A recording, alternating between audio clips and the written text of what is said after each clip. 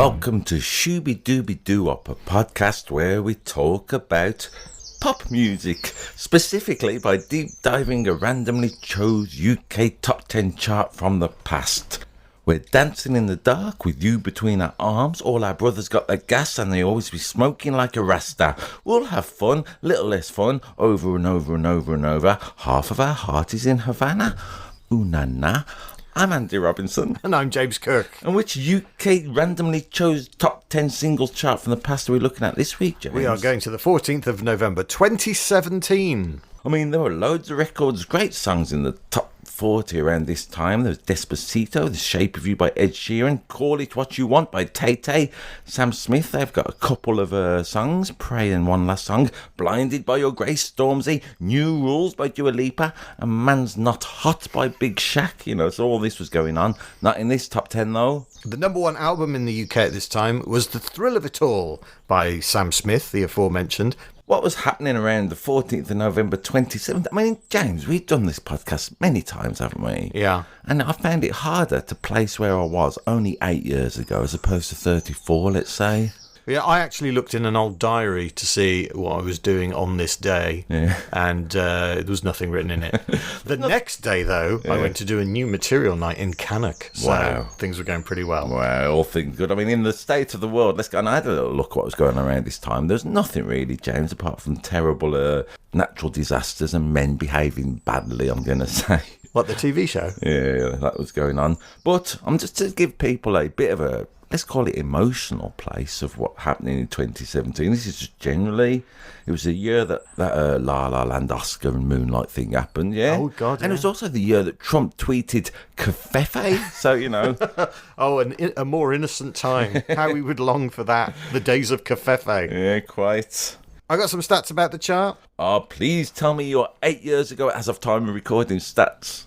This UK Top 10 contains 4 UK number ones, 3 songs going up, 4 going down, and 3 non-movers for a total net movement of positive 4. There are 7 British artists, 3 Americans, 3 Swedish, 1 Kosovan, twice, 1 Spanish, 1 Cuban/Mexican, and 1 Australian. Why are there 18 people in the chart? Well, I'll tell you, because there are 3 solo artists and 7 collabs. Nice work. By my reckoning, there are 3 songs that are an expression of pain. There are 3 songs of a sexual proposition, 3 songs about pop music itself, and 1 song about the second largest metropolitan area in the Caribbean region. However, there are no key changes, only 1 example of self-reference. And would you believe this week, James, there's only 1 song in a major key? All the rest are in minor keys. Oh, that makes a lot of sense, as we will find out as we get into the songs. You can listen to the songs if you like minor keys at our Spotify and YouTube playlists. The links are in the description. Just click on those, have a lovely time. Listen to the songs before, during, or after the podcast. We always like to remind you to listen to the songs if you can, because not only does it make what me and James are going on about, just makes more sense of it, doesn't it? Also, a little bit of music in your life can't be bad. There are another half a dozen songs on those playlists that are in the top 100 on the 14th of November 2017 that never get to be in the top 10, and we're going to get into them in our bonus tracks podcast available for our Patreon subscribers, featuring Tay-Tay, Riri, Liam Gallagher, and a really long poem. You can join our Patreon community for free. The bonus tracks podcast costs less than a squishmallow a month. A Squishmallow? What the hell were they? Okay. Even though they're only 8 years ago. So I know what these are because my kids have them. These are big, cuddly toys. They're essentially pillows with faces. They were all the rage and they came out in 2017. All right then. Now I was thinking about this, James, coming out in 2017. Did you participate in the purchasing of any of these songs in the top 10? No, and I'll be honest with you, I could only sort of remember one of them when I saw the list a week ago. I know what you mean. I mean, I thought when I looked at the top 10 initially, I thought, I don't know this, but then I realised I didn't buy them. I downloaded 10% of this top 10, James. All the 3, as you mentioned in our Patreon content, I bought. And I also bought 33% of your choices in Patreon. So I am engaged with, let's call it, the charts at this time. We've got 100 bitches in our trailer saying they ain't got a man, and they all bought a friend.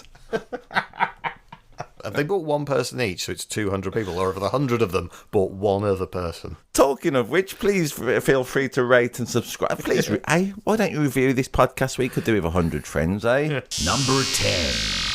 Down 2 to number 10 this week. It's Mabel and Kojo Funds with the song Finders Keepers. It's not to be confused with either of the two kids' TV game shows of the same name, Finders Keepers. Okay. One hosted by Richard Stilgo, which was basically battleships, and one hosted by Neil Buchanan, where kids trashed a house for prizes.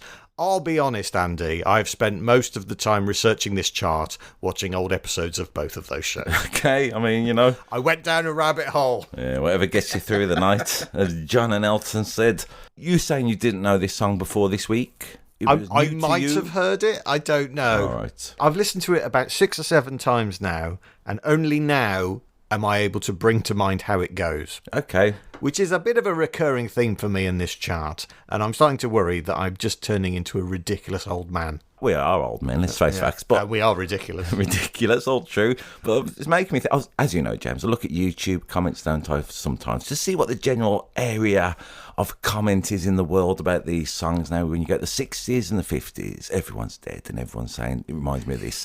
The 70s is a nebulous time of comment. The 80s, everyone's saying, this is the greatest time of my life. The 90s, there's people who are enthusiastic and a lot of drugs in the 90s. Yeah, a lot of drugs. All right.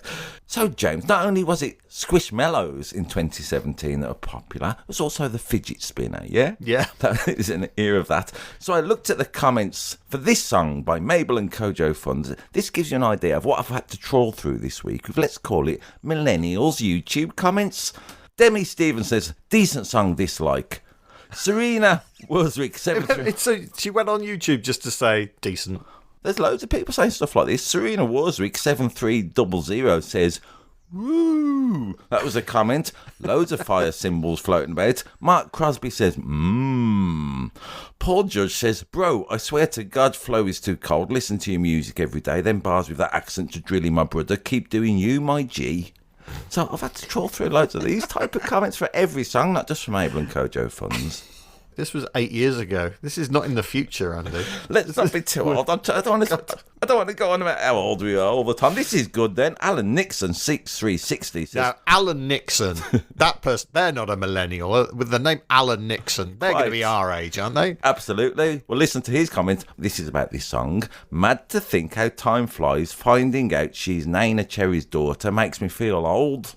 So he is old, Alan Nixon. Yeah, and yet Mabel is Naina Cherry's daughter, also daughter of Cameron McVeigh, the music producer. Her full name is Mabel Alabama Pearl McVeigh. In the past, James, when we've mentioned, I don't know, artists such as LaRue, we've mention of Nepo babies, haven't mainly just to take the piss a little bit. Yeah, because LaRue's mom was in the bill. Yeah. How she got there. Now, I don't want to do that. It's a silly thing to say anyway. But there we go. Mabel, part of a great musical, let's call it heritage. Yeah, because her uncle, of course, is Eagle Eye Cherry, and her step-grandfather is the jazz musician Don Cherry. It's a musical family. What did you make of this song this week? First time I heard it, I thought, oh, hello, there's some auto-tune. Hello, auto-tune. Not for the first time this week. I'm not a fan of auto-tune. Okay. It just makes it sound like a robot singing it. Yeah. And, hey, I've got nothing against robots. I'm just trying to future-proof this podcast for when only robots are listening to it. Hey, robots, we respect you, yeah? In the future, the internet is just going to be robots talking to other robots. We're real people, though, but that's exactly what a robot would say. Also, do that thing where they sing the singer's name at the beginning. That feels like a very 2017 thing to do. Yes, that was the one example of self-reference I mentioned in Let's Call It the Intro. As I say, it's taken 5 or 6 listens for it to finally stick in my head. Actually, I'm going to go back on myself. It's not self-reference because it's Kojo who calls out the name Mabel. So, there's that going on. I get you, James. This song essentially is a 3-chorder going over and over, round and round. Nothing wrong with that. We've done it many times. E minor. I mentioned they're all in minor, yeah? Mm-hmm. Put your arms all around it. Take it now that you've found it. It don't need to be no deeper. It's finders keepers, and then there's other bits that you got it, I want it, all that kind of stuff is going on. I don't need no miracles from you.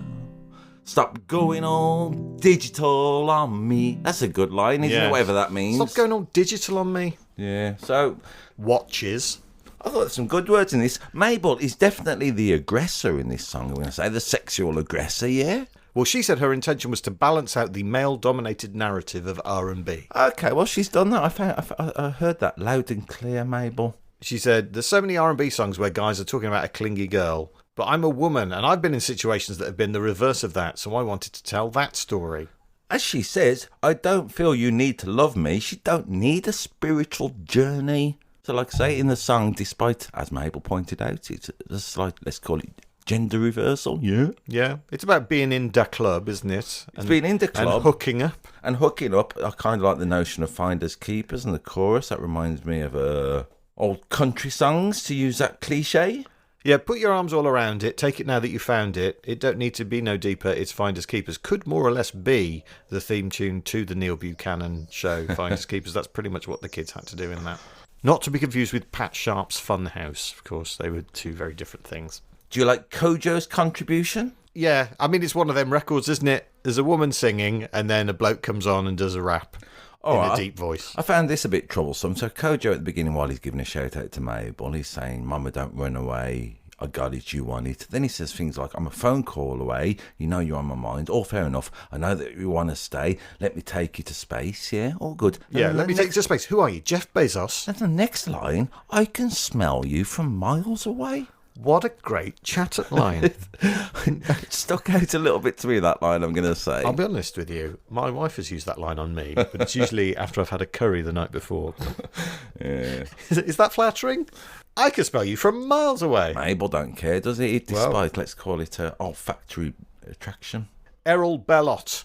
Huh? That's Kojo Funds' birth name. Oh, okay. This is his only top 10 single. It is Mabel's first top 10 single. Has she had more top 10 singles than her mom? I don't know. I would hope, Mabel, I knew Don't Call Me Up. That was one of the records I've bought with my, let's call it pop music predilection. I think Don't Call Me Up is a classic. And I was kind of hoping for something similar to that.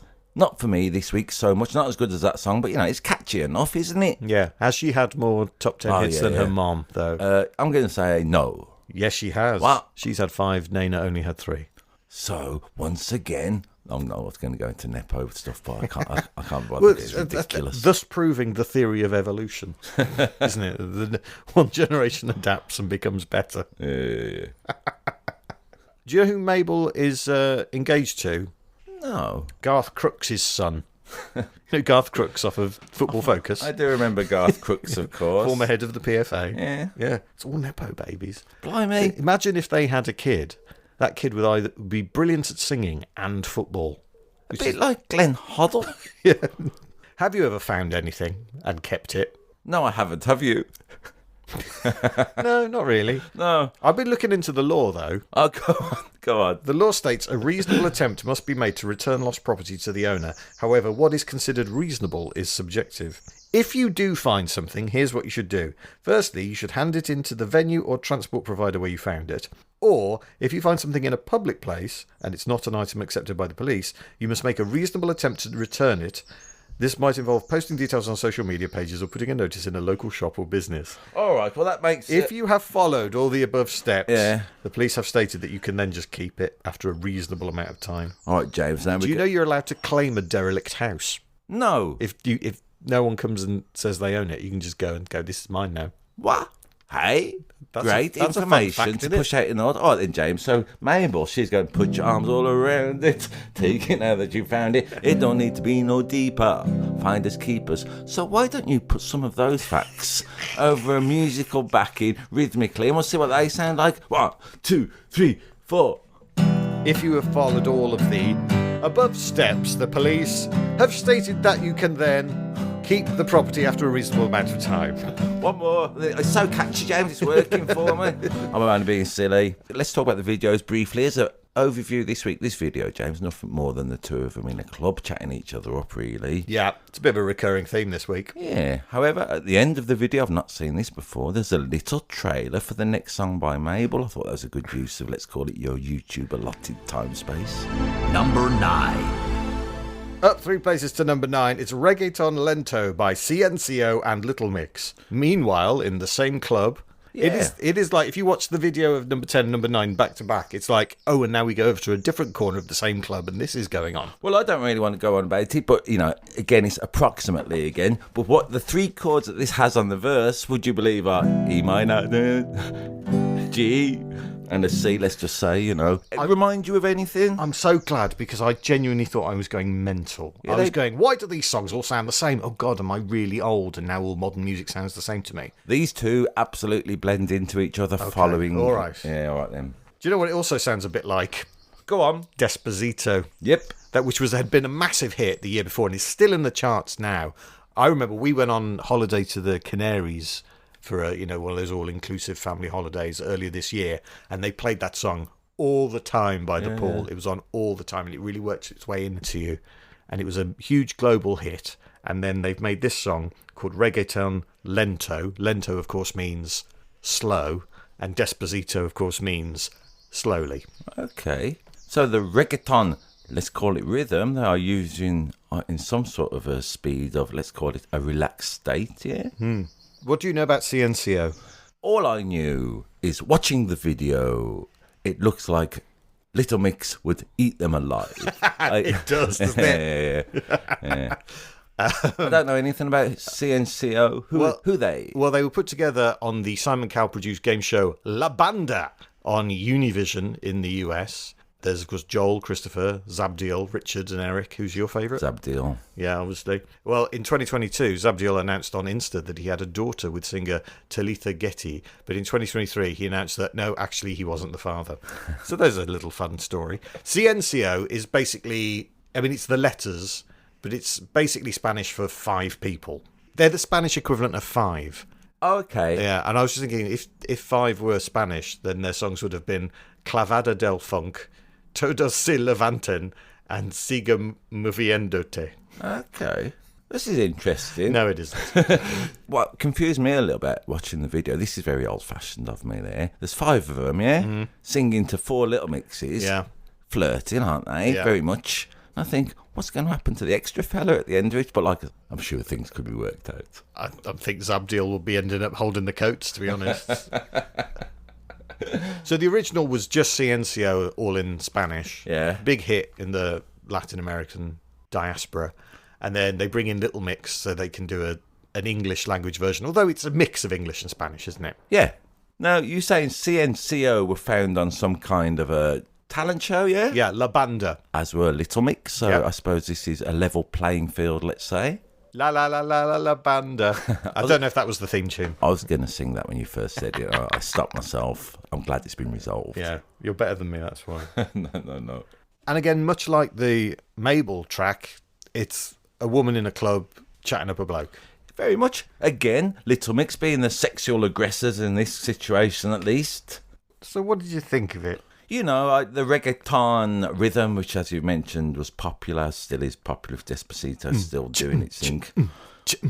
Nice, yeah, lovely. I thought, again, the song that you initially dismiss, if you listen to it a few times during the week, which we do, they begin to work in. It's not one of my all-time favourites, this record, but I thought it was pretty good. Yeah, it comes off the back of the Mabel one, and it's so similar. So similar. And it turns out it is similar. So far we've had 2 songs that are about being in that club and hooking up. And both the videos would absolutely act that out. They're a representation, although Nina Noir says, why they be staring at each other with no interaction? LMAO. So you never see them. That's a definite fault of the video. You never see them in the same screen together. So it feels sexless. They probably didn't meet. They probably recorded the video at separate times. Yeah, that's what I'm saying. From watching it, and I would say from listening to it a little bit, despite all its hot-headed claims, to me, it felt a little sexless. Or maybe it was predicting social distancing. Maybe. Could have been that. In the club, you're thinking dance records, but in a minor key. So there's a weird sort of melancholy to it. In the past when we've had what you call Dumbo records, that are big sort of upbeat, dancey tunes, like we talked about, I Like to Move It. Yeah. But these have got a sadness to them. There's something not quite right. It's like, I'll hook up with you, but there's an underlying bitterness or melancholy in me. Because this is going to continue, I feel we can talk about it now. It's very unusual in the pop charts to have so many minor songs. Like, say, there's 9 of them, 1 not. So we could say it's got a mood and a vibe to it, yeah? Yeah. All throughout it. JDelm5547 on YouTube says, I don't understand people. Before, they complained about Little Mix are a kids group and they were childish. Now they're complaining because they are too sexy. And then Philip3521 underneath says it's probably not the same people, which I thought was a good point. Who's complaining that Little Mix are too sexy? I don't know. Who is that? I don't know. Dear BBC. I mean, you know, all right, Little Mix are too sexy. they are pretty sexy in the video, I have to say that. I'm an old man, aren't I? So I always feel a bit weird saying it. But they represent sexiness, don't they? Like, say, the 5 CNCOs and the one Little Mix with that fella holding the coat, as you put it. But, you know, it's weird, isn't it? I'm at that stage now when I watch videos like that, and I can't find... I'm sort of... When I'm watching these people singing to each other, I'm thinking things like, I hope they sorted their pensions out before they went out, and, you know, you shouldn't leave that drink unattended there, Jesse, you know, all that kind of stuff. You know what I'm thinking? Go on. They'll catch their death when they get outside. Yeah, quite. I hope they've bought a coat. Number 8. Down 4 to number 8, it is Rita Ora and Avicii, or Avicii and Rita Ora possibly, with Let's Get Lonely Together. Let's Be Lonely Together, my apologies. And again, it is a dance tune, but it is sad. And again, it's in the club, and it's people hooking up, but this one's a bit more openly realistic. Go on. About it. Look, we're just going to be lonely together. Yeah. Yeah. Is that what we're doing Very possibly, isn't it? in this shed? I don't want to go on about it too much, but I really like that little gimmick in the song. Let's be lonely together. A little less lonely together. I mean... That could have been a lyric from any song from any time. Yeah. What about I might hate myself tomorrow, but I'm on my way tonight. At the bottom of the bottle, you're the poison in the wine. Again, is that a chat-up line? It's a Charles Bukowski-esque type of thing. Let's go drinking and ruin our lives. And there's kind of wrecked romanticism to that sometimes, maybe. This is a good description of the song that I read. Yeah. Aura's drunk mind has convinced her that spending the night with her ex is the only way to deal with her heartbreak. However, the singer admits she is likely to regret her actions the next day. I think the sadness of the melody, as we mentioned with the minor keys, blah, blah, blah, I think in this case it absolutely suits whatever emotional content of the lyrics is. And, you know, I'll give it that for sure. So, James, once again, the chords, minor key, you and your world and I'm caught in the middle, D, A minor, B flat, C. Yeah, it goes on for that bit. Loads of little do-do-do-do-do-do. And I know, and I know, and I know, and I know. And it goes, I might hate myself tomorrow, but I'm on my way tonight. Dip in the bottle, the poison in the wine. Which reminds me a little bit of Wake Me Up when it's all over. These kind of songs, aren't they? That chord change, it's standard if you like. Crucially, it's got another bit of G minor. You know, da-ba-da-da-be-down, da-ba-da-ba-da-da-dee-down. Whoa, whoa, and here we go.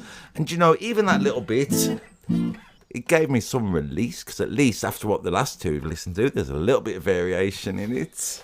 Another really sad dancey song. Another sad banger. Were all the young people in 2017, as Ultravox once sang, dancing with tears in their eyes? Yeah, I mean, of course, it's got Avicii in it in the YouTube comments. Mel Roiling8960 says, don't be sad Avicii is dead, just be happy he was here alive, which I think is a good attitude. After a little bit of time has helped your grief, let's say, just to be grateful, so that's nice. James, me and you, so far, I'm going to say we've been a little bit meh about these songs, haven't we? I think the songs have been met about themselves. All right, Augusto Bernardo 4759 says, I don't just listen to this song, I digest it. It goes deep into my inner self and makes me feel like a philosopher for that instant. I do think the writing in this song, the lyrics, I think are the best so far of the week. I agree. I think they've got some great words in there. I think there's an honesty to this song after repeated listens finally came through. There's a lovely version, live one, that was done for some Avicii tribute show, I think, in Stockholm, of Rita singing this. I mean, you know, it works good. Underneath, would you believe, there's loads of people. There's not so many people going, and woo, and the fire symbol. Yeah. But there's Lilies of the Field says, this tribute was all for show. Avicii would have rather donated all that money to organisations trying to stop human trafficking. That's just something off Lilies of the Field for some reason. Keep it light, eh? Writers and producers on this track include Benny Blanco. Oh, we've had him in the past, haven't we? Yeah, Ali Tamposi, writer for Dua Lipa, Charlie XCX, Sam Smith, Justin Bieber, Miley Cyrus, and Ozzy Osbourne. Really? yeah. Ozzy Osbourne snuck in. Also, Brian Lee, who's written for Selena Gomez, Nicki Minaj, Post Malone, and Blackpink. I like a man with two Christian names as his name. I have to say that once a week, James. Magnus Holberg, a.k.a. Kashmir Cat, who's written for Kanye, The Weeknd, Ariana Grande. Andrew Watman, a.k.a. Watt, who is Eddie Vedder's guitarist. Carl Falk, who's written Starships by Nicki Minaj and also for One Direction and Demi Lovato. A lot of those names are going to crop up quite a lot in this chart. Yeah, man. A lot of these songs are all written by those songwriters, but in various different formations. Yeah. Hence similarities that exist between the songs, I think. Maybe, I get ya. Did you watch the video? Did I? If I did, oh, yeah, this is the one where they stop time. Yeah, young pretty couple are running around, aren't they? And they do all the freeze frame stuff. There's a pub scene where this pretty couple are running around. Everyone's frozen time in the pub. What would you do if you could freeze time, Andy? Maybe I would have a little diddle around with the charts, let's say, this week of the top 10. I'm so glad you said the charts then at the end of that sentence. God knows where that was going. I'd probably just have a lie-in. Number 7. Down to number 7. It's Dusk Till Dawn by Zayn featuring Sia. And I feel like we've just done this song 3 times already. Do you? Yeah, Don't you feel this is significantly different? I mean, it's got an ambition to it. I'm going to say that, Yeah. James. Yeah. Okay. Once again, it's a little 4-chord. They're going over and over for most of it, at least. There's a bit of a change, I suppose, but he's going in a Zayn. He's B minor. Not trying to be indie. Not trying to be cool. That's quite a good line in opening. Don't try to be indie. Don't want to be something. Tell me how you choose. That goes on for a bit. And then he changed that melody.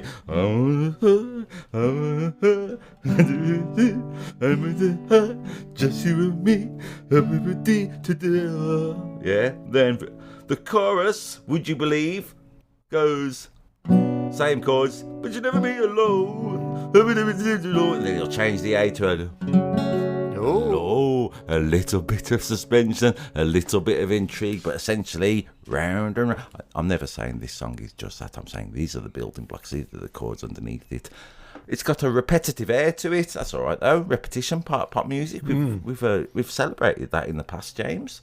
What about the lyric, we were shut like a jacket, so do your zip? What's going on there? What does that mean? Maybe, see, I could smell Zayn from over there to bring it back to Mabel. Yeah, All I've been wearing that jacket all the bloody time, Zane. To bring a bit of positivity, let's say, August Bernardo on YouTube says, this isn't just a song, it feels like someone took all the words I never said, all the pain I never showed, and turned it into music. Dusk Till Dawn doesn't just play in my ears, it echoes in the empty rooms of my heart. No, you don't agree with Well, August? maybe we're being dismissive then, because obviously this song does mean something to people. Loads of people. They hear it and they go, I get the emotion behind this. Loads of love for Zayn out there, of course. Former One Directioner, of course. He left in 2015, aged just 22. He's the first UK male artist to debut at number 1 in the UK and US with his debut single and album. He has had 3 solo top 10 singles in the UK. His debut, Pillow Talk, which got to number 1, this, and a collab he did with Taylor Swift. Once again, James, we are exposing the futility of mine and yours comments on this song, because it's just well known and well loved, isn't it? Michael Saman 9153 says, it's my neighbour's new favourite song, and they don't even have a say.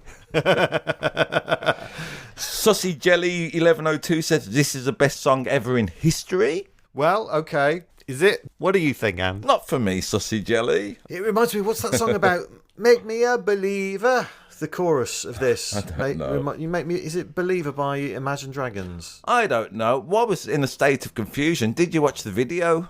No, I can't. I think I gave up at this point. James, I watched it 3 times trying to work out what the hell's going on. Oh, no, I did watch it. Yes, this is the one that's sort of trying to be a bit like a crime caper. They try and make it like a film, don't they? It's Yeah. got credits at the beginning. Zayn looking very handsome, moodily out the window. He's got a briefcase with something that lights up a la Pulp Fiction in there. Yeah. And then it goes a bit weird. He sees Sia out the window, I'm guessing. They look like they're going to swap briefcases in some sort of exchange. Then some cops come and spoil it, so they run through Chinatown, of course, for the visuals. And then Zayn, for some reason, gets arrested by these cops. Well, it's in America. Questioned in a, let's call it, interrogation room. Zayn... Was it ICE? He holds to his thing and says, "You don't know me, Zayn." He's refusing to be acknowledged. And then essentially a building blows up in the end for reasons I can't quite work out. I got bored, but at least I stuck with it, James, unlike you. Directed by Mark Webb. Oh, yeah. Who directed 500 Days of Summer. Very different in tone. The Amazing Spider-Man and The Amazing Spider-Man 2. And the live-action remake of Snow White, which has an IMDb rating of 1.8. That's because loads of men are on IMDb and it's them who rate things. And for some reason, Snow White got caught in some cultural war, didn't it, I think? The whole thing is a giant mess. Sia directed a movie. Oh, yeah. Do you know that? And she won a Razzie for Worst Director for directing a movie called Music.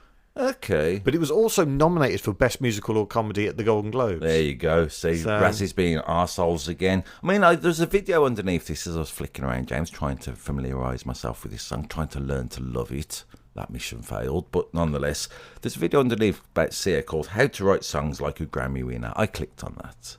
I mean, I must admit, I wasn't familiar with Sia. I was familiar with the wig, of course, and you didn't know her. This compilation clip of Sia being interviewed made me fall in love with her a little bit. She's so enthusiastic. She's so knowledgeable. She's got such a good attitude towards herself, her life, and especially her craft, I'm going to say. So, despite this song being a bit, leaving me cold a little bit, at least I found the joy of Sia. There's something that made me fall in love with Sia a little bit as well. Go on. In 2019, Sia went to a Walmart and TJ Maxx, that's American for TK Maxx, in Palm Springs, California, and just paid for everyone's shopping. Right. Yeah. Telling them that her name was Cece and she just won the lottery. I love that. I think she's a bit mad watching this video. There was a touch of beautiful madness in there. All I'm saying is I occasionally shop at TK Maxx. So if you're going to go to any of the Birmingham branches or the Solihull branch or one that's near me, could you just drop me a message? Let me know what time and where, and I'll see you then. I can buy some top quality shirts at knockdown prices. Will it be free for me? What an abuse of the nature of this podcast, James. Number 6. A non-mover at number 6. It's Ed Sheeran with the song Perfect.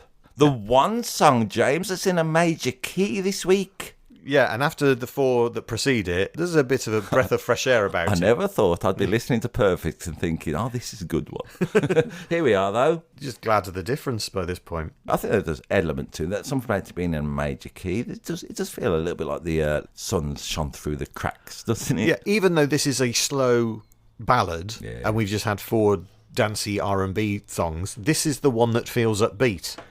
What a pair of squares we are. I know. God, this must be awful for young people to listen to. Don't say that, because I want young people to listen to it, James. You never know. If we stop being a twat, if we stop being so grumpy, you never know. Hey, why not listen to this and you get a free fidget spinner?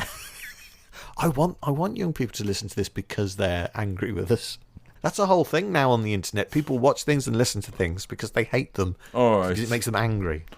Kashari Suthar 3268 on YouTube says about this song, exceedingly emotional, exceptionally enthralling, excellently elegant, exclusively elating, and exquisitely expressive. So that's a good little bit of, let's call it, after all the ums and oohs and fires, I mean, that comment is undoubtedly unique, understandably unctuous, and unmistakably unnecessary. I'll get into the facts and figures about this song because it is a bit of a phenomenon. But first I want to say about the end of the chorus, you look perfect tonight. Yes. It's so nearly a compliment, isn't it? And then just the adding of that word tonight. Yep, it reminded me a little bit of, again, for millennials, his version of Wonderful Tonight by Eric Clapton. It gave me that sort of vibe, really, of it's sort of a compliment and all that, but... Yeah. You look perfect tonight. Yeah, I get you. Yeah? What about in the morning, eh? Hey, Ed. Hey? Then what? So it does get to number 1, and it's going to be the Christmas number 1 as well in 2017. It has already been on the chart for 6 months, and it will be in the top 100 for another 2 years in total. By the way, every song in this top 10 spends at least 6 months in the top 100, although not necessarily in a row.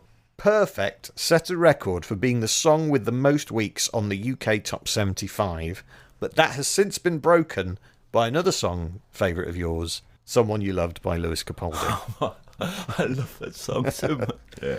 In 2023, Perfect by Ed Sheeran was the most commonly used first dance song at UK weddings. Okay, because Shristi Raway 9947, I'm going to say, says this song is perfect for weddings on YouTube. And a little bit underneath the comments, Julia Silva, GQ3RF, says, I sing at weddings, so I'd like to request the removal of this song from planet Earth. Go on, what are the other songs that are popular? Okay, so number two. Guess, go on, give me some clues, don't just tell me. This is a fairly modern song. It's a piano ballad sung by a male American singer-songwriter. Bruno Mars? Not Bruno Mars. Go on. His name means toilet book. Not Lou Reed. Go on. John Legend. Oh, yeah. Yeah, All of Me. Of course. And number three is a song that we have talked about on this podcast, but a different version of it. The version we spoke about, the group was titting around in the walls of a hotel. Can't Help Falling in Love. We did the UB40 version. But the Elvis version was number three. Okay. Did you have a song at your wedding? Yes. What was it? We had loads of songs at our wedding. What was your... And a whole let's call it disco the big for a bit. one. What, for the first dance? Yeah. We're talking about first dance. It was Fire in My Heart by the Super Furry Animals. Well done, the pair of you. Because we're so cool. You're hipsters. Such hipsters. Moen Coep Gnome on YouTube says, I've known I'm a lesbian for the past 20 years, and he's the only thing that's made me question my sexuality in all that time. So that's a compliment towards Ed Sheeran, I guess, isn't it? Really? I mean, Ed Sheeran? Yeah. I mean, good for you. I've got to say also, listening to this song this week, it did make me question my life choices as well, so I get it. Not a fan? Oh, it's all right. I mean, like I say, let's do it a little bit. Let me get this. I found a love, yeah, for me. F minor, C sharp and do. Wavy singing. Follow my lead. Well, I found a girl, all that kind of stuff. And then he's got, because we were just fell in love over saying, not knowing what it, that bit. Then he's got chorus, a little bit, there's a chord substitution. I'm dancing in the dark. But he changes it, chords around a little. I'll give him that. Yet that kind of, I mean, you know, it's what I like to call the Stand By Me chord. So you got when the night has come and the land is dark and the moon is the only flight we see. Just loads and loads of other songs, such as what else? Well, the one that it reminded me of was Unchained Melody. Oh, my love. Absolutely, that's another one. Nice spot, James, my darling. I've hungered for your touch. There's also Each Time We Have a Quarrel, It Almost Breaks My Heart. Teenager in Love. In a more modern thing, every breath you take, every move you make, every cake you bake, every bond you break, I'll be watching you. Also, there's nice to meet you, where you been, I can show you incredible things. Taylor Swift. So this chord change, even let's twist again like we did last summer, you know, it's the same chord. So I suppose, look, in a way, I want to congratulate Ed Sheeran for finding a new thing. Our opinion means kind of nothing, James. It's a very popular song. Maybe it was a familiarity this week, and the context it was in, mainly being in a major key, that just made me feel a bit happy. But I can't say I love this song. Can you? No. Some guy from 216 says, when it comes to writing hit after hit, I dare say Ed Sheeran is for this generation what Lionel Richie was for our parents' generation. So I like that notion from some guy. Yeah, probably. Yeah. I get it. Ed Sheeran said that the motivation for writing this song was that he wanted to beat thinking out loud. Because he said, I know that song was going to define me, and that was going to be the song in 50 years, like when you have one song like that, you're the artist, but when you have 2 or 3 songs like that, that's when you start to be like Van Morrison. Do you really want to be Van Morrison, Ed? You grumpy old sod. He said, I need to write the best love song of my career, which is a good aim to have, isn't it? That's what I like about him. He's got that sort of Tom Cruise mentality, I believe, Ed Sheeran, where he goes for it, doesn't he? Wanting to be the biggest and the best. Yeah. Can't criticise him for that. And little ginger lad from Ipswich. If you were cynical, you'd go, this has been machine tooled to be the first dance at everyone's wedding. Yeah. If you were being cynical, you would say, well, the reason that the video, they're all wearing big coats and it's snowy, even though the song was released in March, I so forgot that the it could be a video. Christmas number one. Absolutely, I forgot all of the video. Yeah. Let's give that a bit of a kick in while we're here as well as a song. It's blatantly so that it gets played every Christmas. Yeah. Well, I mean, well done.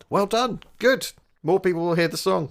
That's what you want. I didn't really understand the video. There he was in a winter lodge, and he got his eyes on a girl, definitely. She sort of likes him, but then she's in a car with 4 or 5 blokes, which, that was all going on. They go up ski lifts, don't they? Them Yeah, two. bit like last Christmas video. Yeah. Bit of that going on. And then they order a pizza while they're in the chalet, and then he opens a pizza box and he says, "I wrote a song for you that's written on there." And then he sings it to her, doesn't he, on his guitar in the lodge while they're all dressed in their nice winter clothes. And I detected a little moment in the woman's eyes when he's singing this song of her thinking, how long's this going to last? Yeah.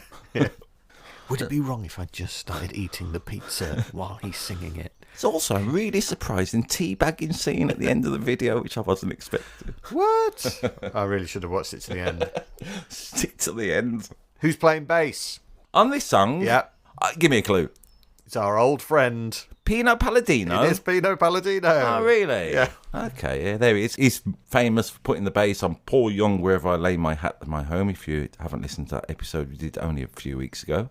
All right, well, this song, you say, you mentioned it. I mean, when I clicked on it, James, to have a look at the video, I saw him singing it with Andrea Bocelli. I saw him singing it with Beyonce. I saw him singing it at several awards. So the Queen's Platinum Jubilee, Euro 2020 at Wembley or something. So, he's put this song out and about in the world, hasn't he? Yeah. As have everyone who's listened to it and loves it. I can't argue with that, James. Here we are, number 6 in this week's top 10. So this is the 14th of November. On the 1st of December, he releases the version with Beyonce. Not in the UK, though, but in America, that gets to number 1, as did the original. And then 2 weeks after that, he releases the duet with Andrea Bocelli, but not in the UK, but it does get to number 1 in New Zealand, as did both other versions. So in New Zealand, this song has been to number 1 3 times, 3 different ways.